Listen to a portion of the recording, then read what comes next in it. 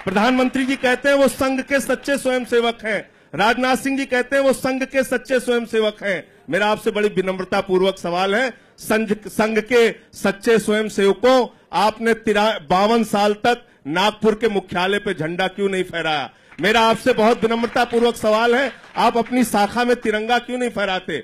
आप कृपा करके देशभक्ति का प्रमाण पत्र छात्रों को मत दीजिए, नौजवानों को मत दीजिए। इस देश का छात्र, इस देश का नौजवान, इस देश के विश्वविद्यालय में पढ़ने वाला रोहित वेमुला से लेके कन्हैया से लेके और इलाहाबाद विश्वविद्यालय में अब आप ऋचा सिंह को भी सस्पेंड करने के, उसको बर्खास्त करने की तैयारी कर रहे हैं। इन कार्रवाइयों को रोक दीजिए। इन्हीं नौजवानों ने मोदी जी को वहां तक पहुंचाया है। अगर लोकतंत्र के अंदर आपका यकीन है तो आप कृपा करके नौजवानों से मत लड़िए। आपकी सरकार देशभक्ति का प्रमाण पत्र बांटती है छात्रों को, उनके हिसाब से बोलिए तो देशभक्त हैं, उनके हिसाब से आप नहीं बोलते हैं तो आप देशद्रोही हैं। आप कौन होते हैं देशभक्ति का प्रमाण पत्र बांटने वाले? तिरंगे पे आप देशभक्ति का प्रमाण पत्र बांटते हैं।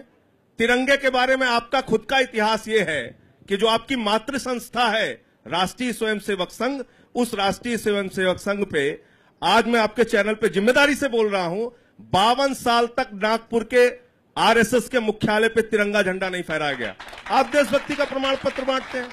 आप देशभक्ति का प्रमाण पत्र बांटते हैं वो लोग जिन्होंने 1929 में लाहौर के अधिवेशन में तिरंगे का विरोध किया। आप कहते हैं कि मुझे देश से प्यार है, देश के लोगों से प्यार है।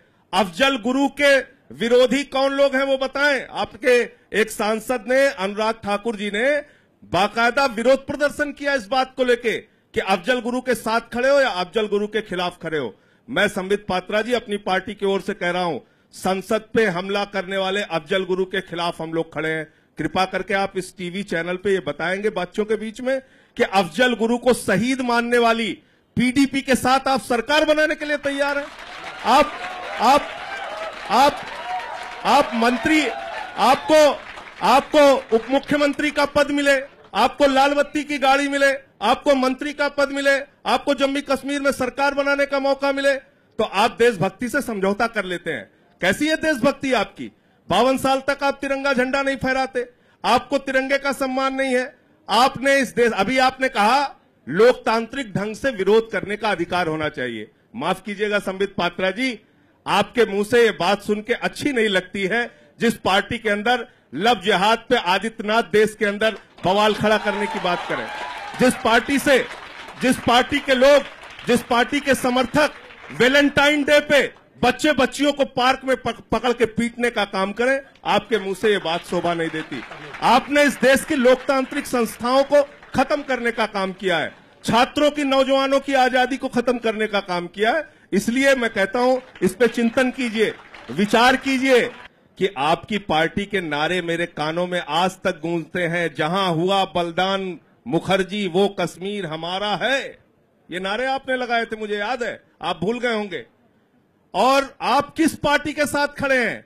जो पार्टी कहती है पीडीपी कि कश्मीर के अंदर अपना सुप्रीम कोर्ट होना चाहिए, जो पार्टी कहती है राज्यपाल का चयन वोट से होना चाहिए केंद्र सरकार से। राज्य की पार्टी भी उसी पीडीपी के साथ वो उसका जवाब राज्य जी देंगे। हाँ, मैं कह रहा हूं ये भी उसका जवाब राज्य जी देंगे, ये मेंशन कर उसका जवाब राज्य जी देंगे।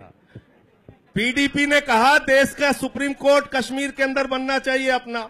उन्होंने यहां तक कहा है पाकिस्तान की करेंसी भी कश्मीर के अंदर चलनी चाहिए। और पीडीपी का स्टैंड रहा है मान्यवर कि जो पाक ऑक्युपाइड कश्मीर है, जिसको हम कहते हैं पाकिस्तान अधिकृत कश्मीर, वो पीडीपी कहती है वो पाकिस्तान शासित कश्मीर है।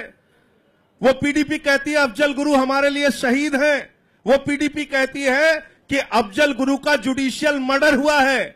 मैं आपसे पूछना चाहता हूं, आपकी देशभक्ति कहां मर जाती है ऐसे समय में जब आपको उनके साथ सरकार बनाना पड़ता है? आज इस चैनल पे आप कहिए कि हम ऐसे लोगों से जो अफजल गुरु को शहीद मानते हैं, जो अफजल गुरु की जिंदाबाद लगाते हैं, हम उनके करीब भी नहीं जाएंगे, हम उनको चिमटी से भी नहीं छुएंगे। इस बात को आप बोलिए। यही तो मैं कह रहा हूं आपसे, यही तो मैं आपसे कह रहा हूं। दूसरी बात आपने कहा, गलत तथ्य मत दीजिए। आपने 11 साल तक 2 नौजवानों पे मुकदमे चलाए हैं।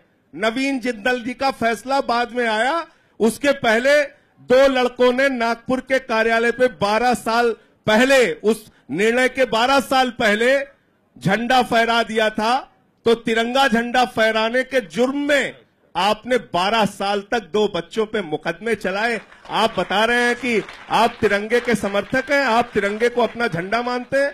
आपसे देशभक्ति का प्रमाण पत्र नहीं चाहिए। आपने मंदिर आंदोलन हो चाहे मुजफ्फरनगर हो, इस देश का इतिहास अगर उठा के देखा जाएगा, देश के अंदर दंगे, फसाद, नफरत, लड़ाई झगड़े, खून खराबे की राजनीति में प्रमुखता से आपका नाम रहा है।